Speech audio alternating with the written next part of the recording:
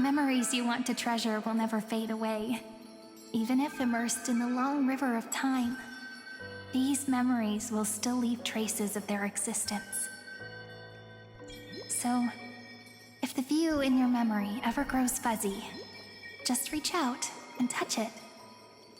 It's like reading bedtime stories together at night. It wipes away the chill of passing time, sharpens the outline of memory, and restores its power to nourish the spirit. Now, I'll carry this power with me, and for a little while, I must part from you, as I step into the long cycles of this world. Give me your blessings, friend. Then, let that bright future be, as we have written. Then, I'll leave it to you.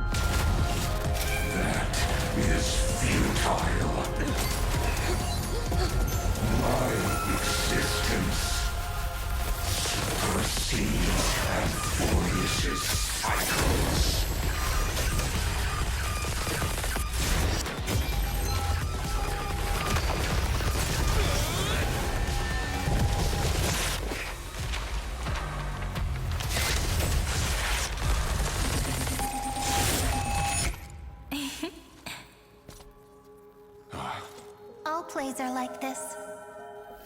Once you're on the stage, it's hard to return to the audience. Welcome to our story. How does it feel?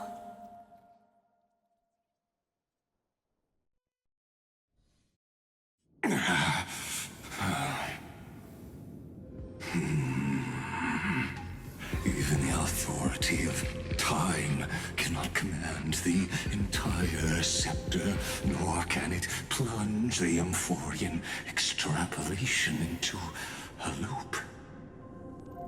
If this was no system malfunction, then was I implanted with a mimetic entity of the remembrance? You guessed it right away.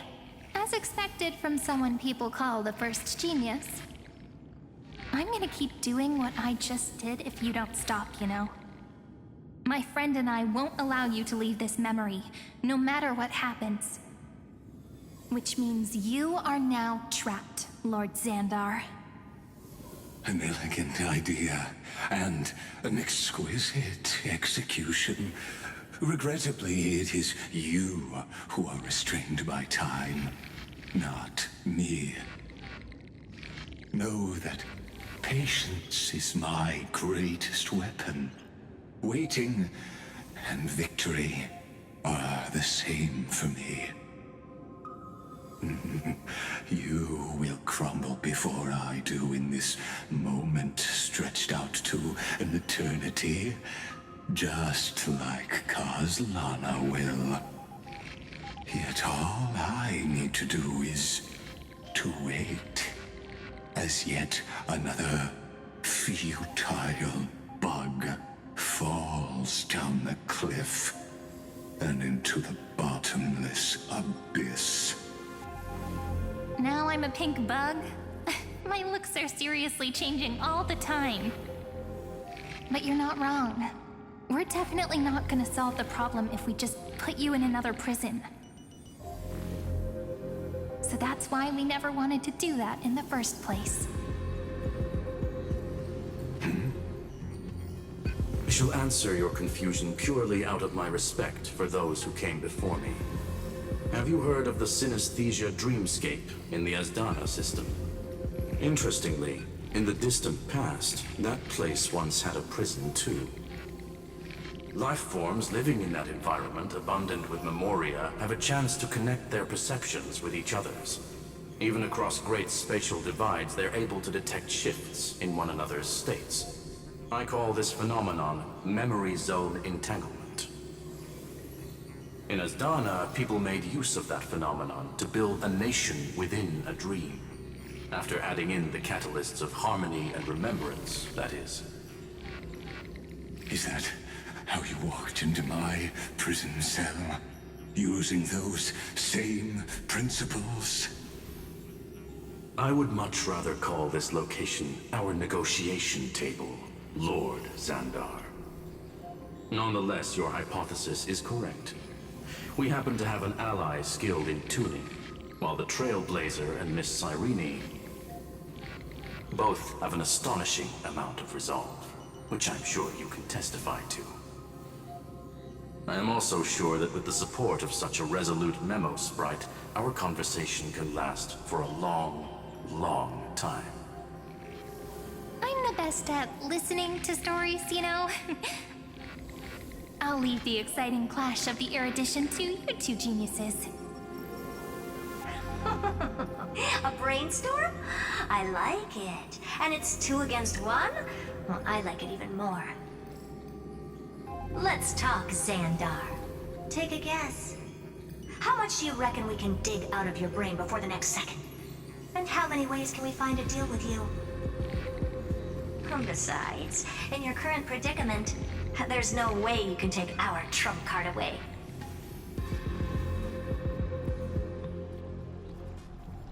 Go, little one. Go. Overturn the Era Nova. Lycurgus disappeared? It seems you had conducted a secret hunt in the depths that even I cannot reach. In that case, go. Swim onward and give this campaign a fitting end. I shall send you off with my song, Grey Fry. May this song penetrate time and become the prelude to the new world.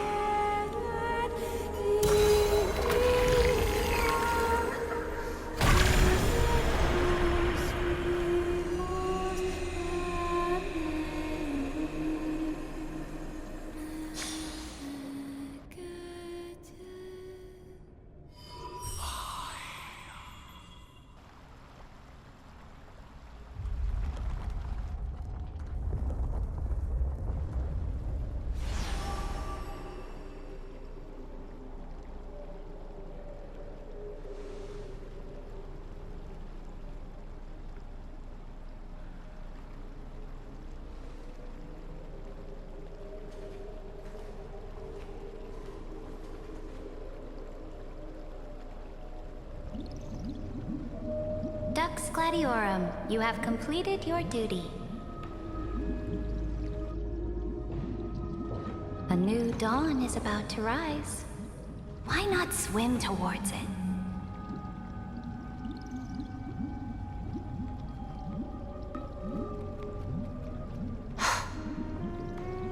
You died long ago, Imperator. Depart from my mind. But your duty towards the Imperator did not die with me. That duty will bind you no more. You will be able to hold for yourself one grandiose feast after another in the endless days to come.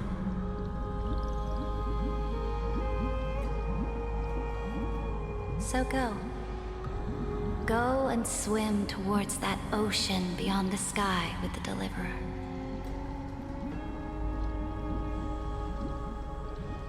Is this? A page out of that sidekick's book. I commanded her to gift this page to you when everything finally reaches the end. What's on this page? Memories. Lifelike memories. That sidekick found me after the bloody feast 1,000 years ago and showed me her diary. I saw within that notebook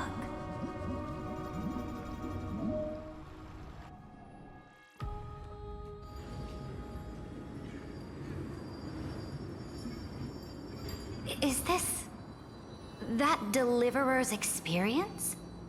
It's truly immersive. People beyond the sky apparently utilize this power to seal past scenery into crystals they call light cones. But I only know so much about the remembrance, so I can't completely replicate the past. But I'll do my best to talk about the missing parts. I'm all ears. Go on then. Do your best. But if your chatter gets too boring, or if I deem it offensive, then law will become forever beyond your reach. Got it. I'm sure you'll find this to your liking. After all, it's human nature to want to embark on a journey into the unknown.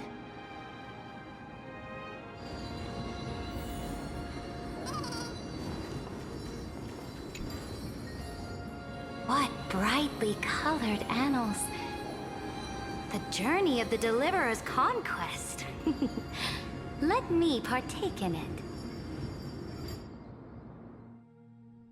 Is this a fortress in the sky? This is the first step of my friend's journey among the starry seas. This place is called the Herta Space Station. Just think of it as a supersized grove of Epiphany. Oh, so it's the territory of that witch. She and another Antikytherian lent me a helping hand back at the banquet. Look, over there! Looks like he's talking to Madame Herta in his memory. Let's go listen to what she thinks about this world, all constructed by eons and paths. Are you telling me that woman is Herta? She seems shorter than I remember.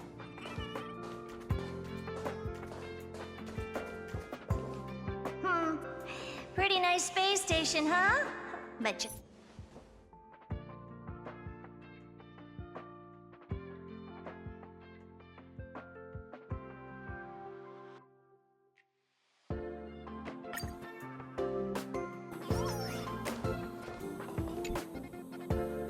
This next stop on the journey has a lot of similarities to Amphorius.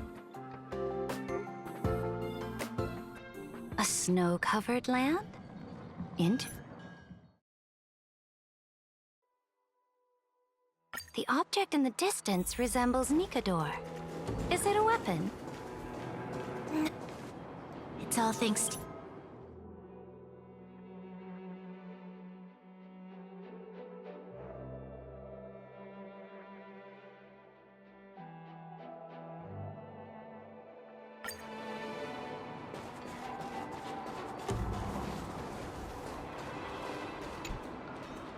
This next world is a nation of dreams.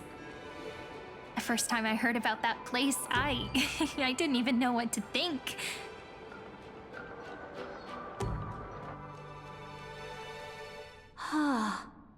Such opulence does indeed evoke...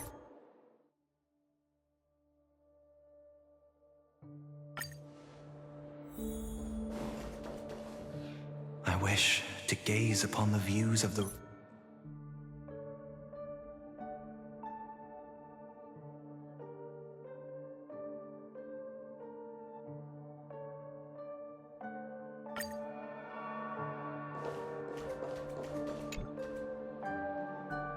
Then let's wrap up this trip down memory lane with one last scene. This absolute wonder. Isn't it pretty? That's our Amphorius. Our world flows and meanders in this endless band of light. Though we were born from the designs of the gods and are not yet truly alive, the Chrysos heirs of Amphorius still chose to stand against fate, and carved a legend no different from that of humankind. Will you really renounce the heroes in this world's previous 30 million cycles, Imperator? Including even yourself. Will you bow to brutal destiny and allow that puppet master named the destruction to have their wish? I know what you want to do, sidekick. You want to use that deliverer's memories to influence me and tilt the scales of law toward him and the two geniuses. You really saw right through me, Imperator. How can one rule an empire if one is incapable of understanding people's minds?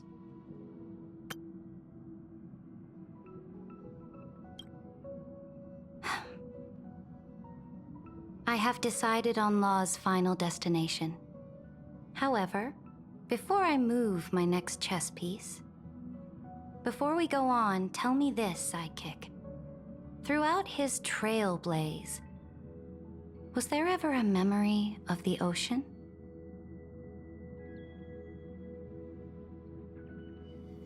The ocean. My cradle. My home. You shall complete your conquest in the ocean at the boundaries of this world, and eternally slumber in the sound of tides. You shall eternally slumber in the sound of tides, and complete your conquest in the ocean at the boundaries of this world.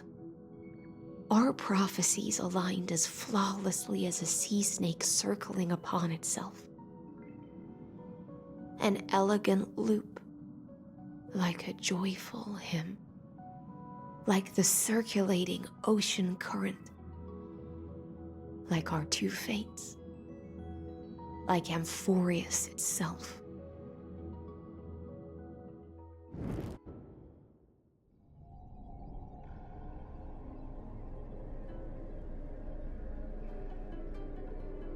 The trial is over. So tell me, who will own the divine authority of law? I won't give it to anyone. What? I am the law. Why should I give my imperial crown to any other? Both the Deliverer and the Theoros came from beyond the sky. They have no right to interfere with the lands I conquered with my own two hands. The law of Amphorius shall be determined by Amphorius's master. What exactly did you see in the trial? Everything. I saw everything regarding the rules of this world's operation. I saw the laws of extrapolation that Theoros spoke of. I saw the ultimate protocol. As long as I offer a sacrifice of equal weight, I can rewrite the laws of this world according to my will. I can turn good into evil, ugliness into beauty, and weakness into strength. Fate gave me a very fair deal. One rule change for the life of one demigod. What are you planning to do? You can't guess. We can conquer the stars without relying on any power from beyond the sky. We just need to make some reasonable sacrifices. Your ambitions have already made so many people give up their lives for the law. And you're still not done? I am determined for Amphorius to stand on her own 2 feet among the stars. You are beyond reason. You think such a simple and hypocritical statement can justify your atrocities. There's no new without destroying the old. That's what you consider an atrocity? Ironic, for that is also the unchanging law of Amphorius's revolutions. Ever since the Flame Chase prophecy resounded in the distance, fate has decreed for the Chrysos heirs to ignite our blood and illuminate this dark age. people would still be puppets of the old dynasty if it weren't for my conquests. But your world doesn't seem to be any different from your predecessors. Bloodshed, tyranny, oppression. You're making the same mistakes they did. Go and see everything for yourself. Go to any library I've built. Go listen to the rumors on every street corner. Go and witness how the Imperator crushed the old laws and forged new ones. Go and see what my conquests brought to this world. I cleansed the Chrysos War's filth and mended all the conflicts left by the Era Bellica. I restored Akima's might and allowed mortals and Chrysos heirs to face each other as equals in the Council. I punished all sins and rewarded all achievements.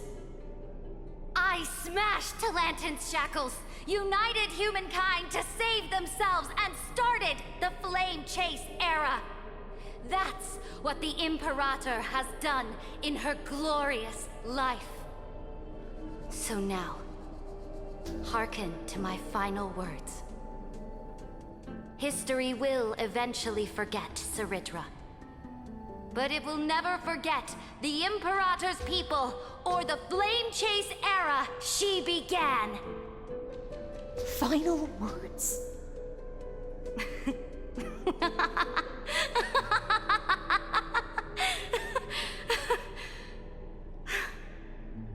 Amphorius is about to be destroyed. There's no time left for pointless debates. There is only one law I want to overturn to aid the final battle of deliverance. So I will only offer the life of one demigod. In the name of the Imperator, I command you one last time, Electra. Either sacrifice yourself for conquest, or pierce this tyrant's chest with your sword.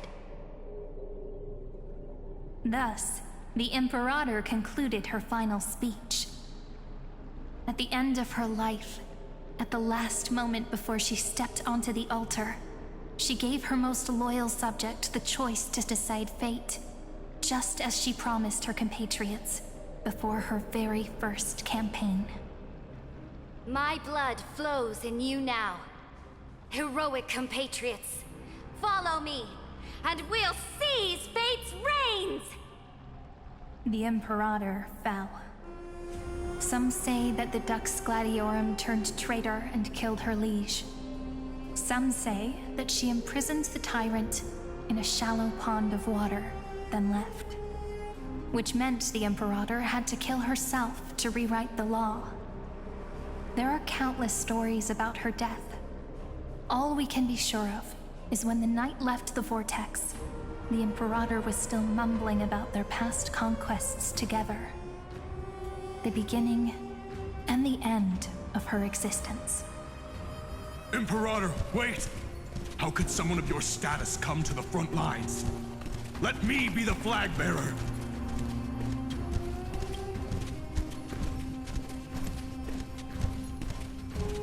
The troops defending the pass to the west of the Grove, have they surrendered? They ran as quickly as they could when they heard your name. The Golden Cocoon Pass is now in the First Legion's hands. Good. What about the Delosian militia? The Third Legion set fire to the mountains and flattened everything west of the basin. They just need a few more days. That is enough. We cannot afford to miss an opportunity for victory. Lastly, how many Laedonian cannons are left? They are no more. The Second and Fourth Legions have destroyed them all. Very good. They now have no way out, no reinforcements, and no artillery support. We will be able to liberate the Grove of Epiphany in the blink of an eye. We will launch the final charge 1 quint after the curtain fall hour tomorrow. Remember, as long as the Alliance's flag still flies on my shoulders, you must keep moving forward. Take no prisoners among the enemy's soldiers.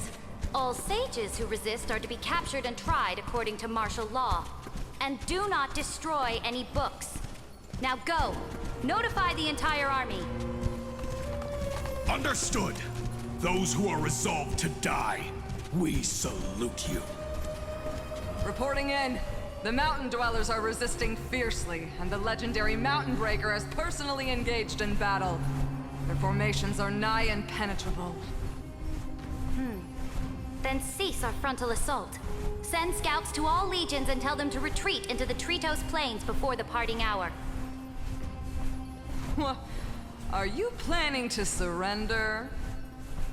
It's a strategic change of plans.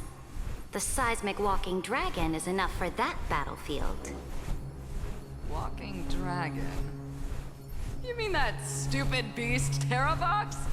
What can they even do? Stupid? No.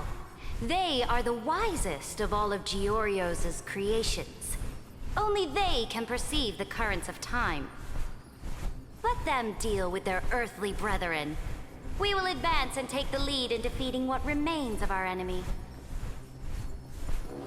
I will deliver the most fiery retribution for the humiliation they dealt us, and crown myself with a god-slaying wreath. Understood. I'll see to it. Those who are resolved to die, we salute you. The Temple of the Three Fates sent a letter, Imperator. They refused to surrender, and said this letter is their last warning to us.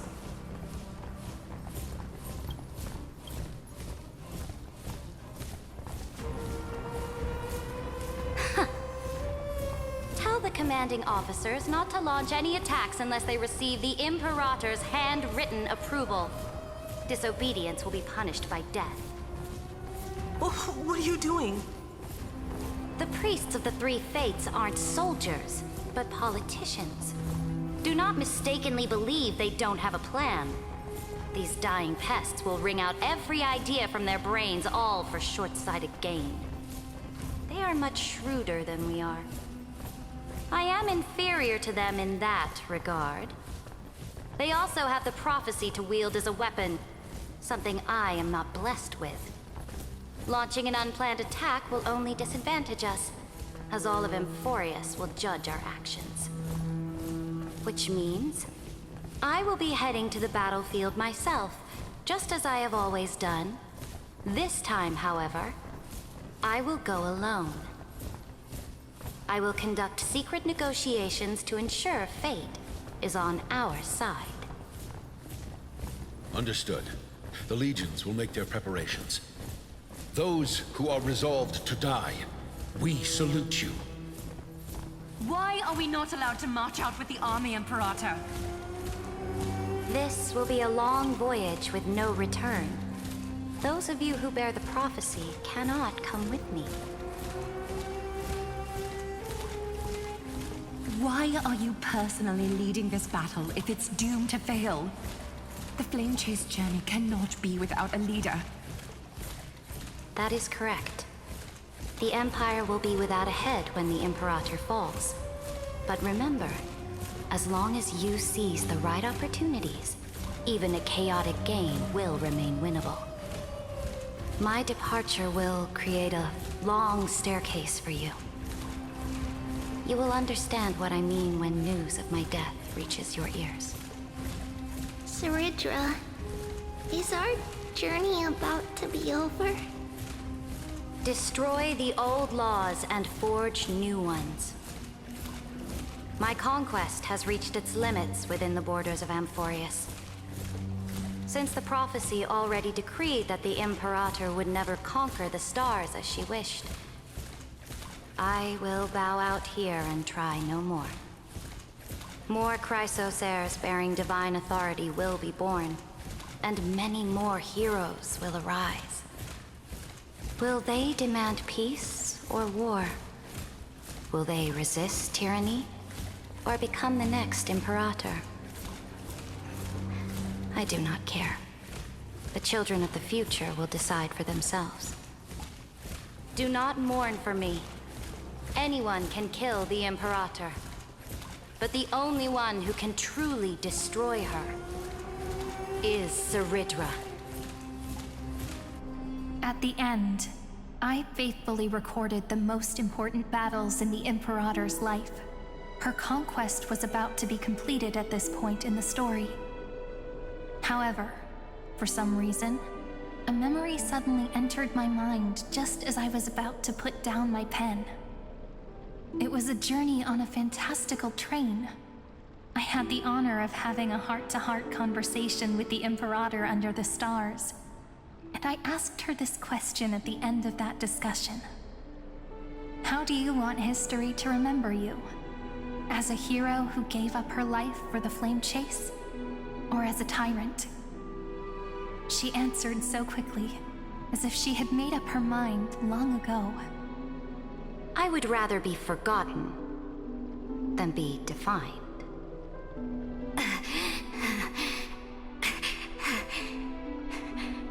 Because the law can be neither eternal nor unchallenged. And only humanity can pen laws into history's pages. Now, I have shattered the greatest law of Amphorius. The game is nearing its end. Dux Gladiorum. Even though you killed the Imperator in the previous 30 million cycles, this time, you finally found your own law. Then, High Sealants, Electra.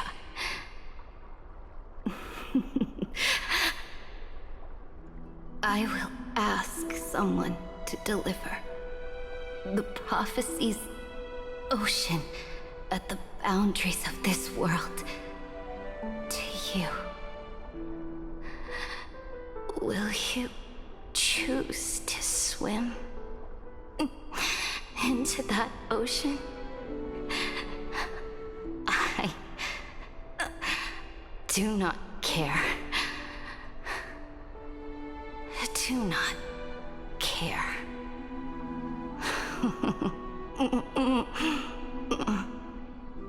The Imperator muttered about her conquests, and news of her death spread in the city.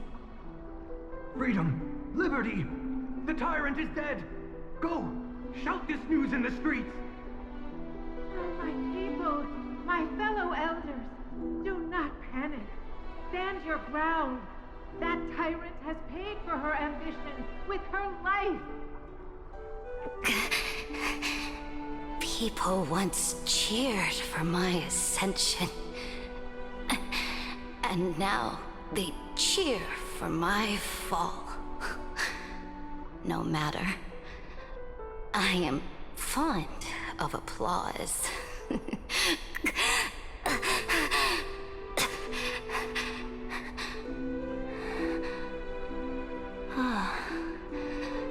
I see the cosmos, the battlefield that I cannot reach.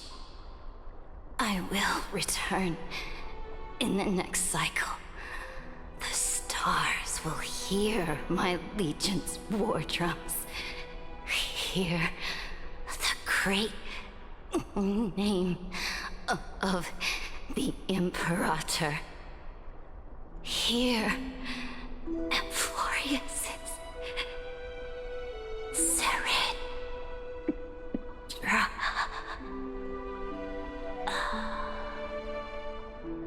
To this day, we do not know which rule the Imperator overwrote at the cost of her life. Perhaps the truth will only be revealed at the moment of checkmate, just like every chess game she ever played. We only know her death inflamed Akama. On one side of the city, those who defended liberty toppled her statues to the ground. On the other side, her supporters put themselves between the masses and her monuments, declaring loudly that the Sovereign is still among the people. It is said that golden blood congealed into the same letters everywhere they fought. It was the name borne by Akama's first and final sovereign, the Imperator Saridra. But the one who bore that name did not see any of this. Her gaze was cast far away, and the sound of tides in her ears drowned out the people's cries. What was the Imperator thinking about in that prophesized ocean at the boundaries of this world? In that shallow puddle of stagnant water, was she reminiscing about her past conquests? Or repenting for the millions killed for the flame chase? It was neither.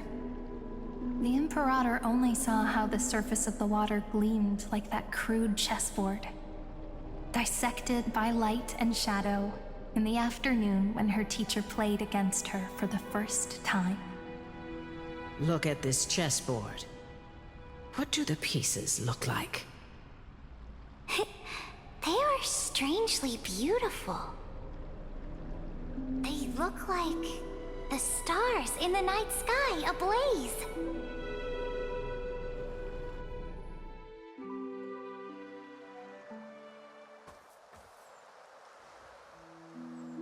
From that page emerged an ocean so vast, so pure, not a single trace of corruption.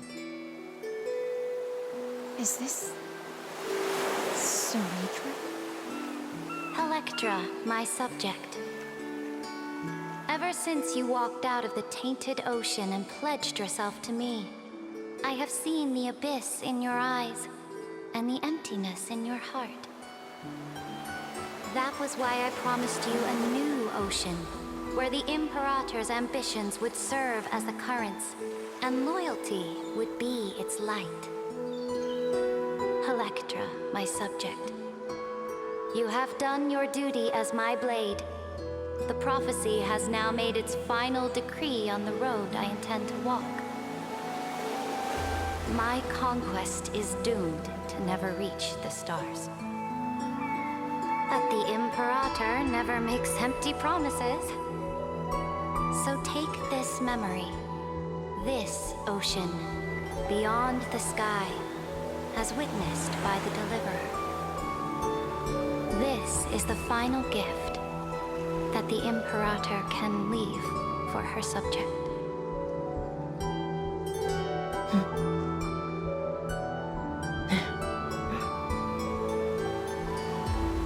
When I was still a fish in the ocean, I always felt so genuine swimming through the waters. But once I stepped onto land, I found myself caught in a play. Every land dweller wore a mask in their life. So I, too, donned a costume and tried to find my role in this show. I became your blade in war and the violin strings at banquets.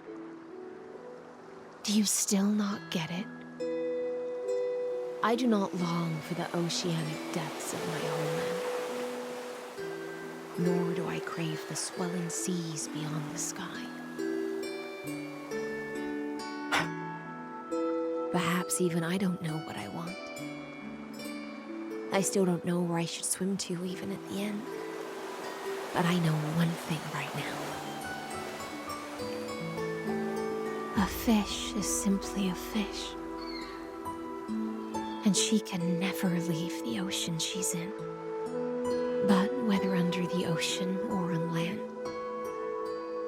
we two prisoners who can never escape this cave can still look outside the cave and see the stars. I have to admit, the 12-factor simulation of life in this experiment has far exceeded my expectations. Make your choice then, Senior Society member. Do you want to keep walking down the wrong path and be remembered for your incorrect conclusions? Or do you want to return to the audience's seat and give yourself, Amphorius, and the entire cosmos a more fitting end? I must refuse. A dead man never fears death. Did I not make myself clear? Have you forgotten about our dear Lord of Silence? You wouldn't want her to consider your 8 other clones as cancers within the erudition and chop them all up, would you?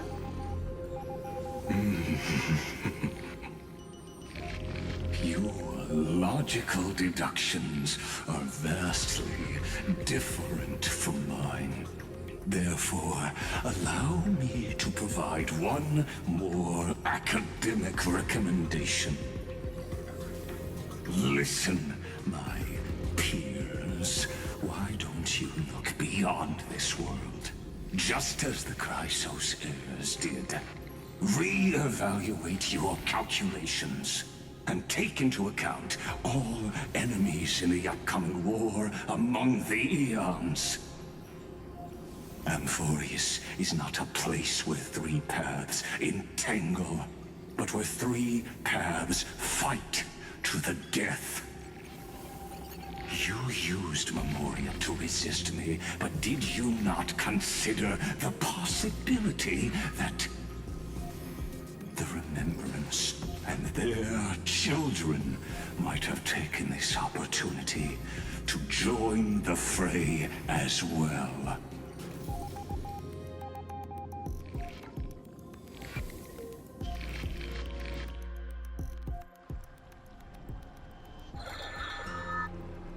Oh, so this isn't just silence. It's the answer. What was the last thing he said to you before you parted the waters at the Scale Gorge waterscape? A tricky question, but one with a simple answer. He didn't say anything back then, right?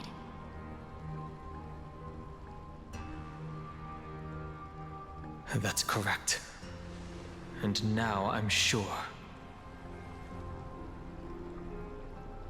You are not March 7th. There's no way she would remember that detail.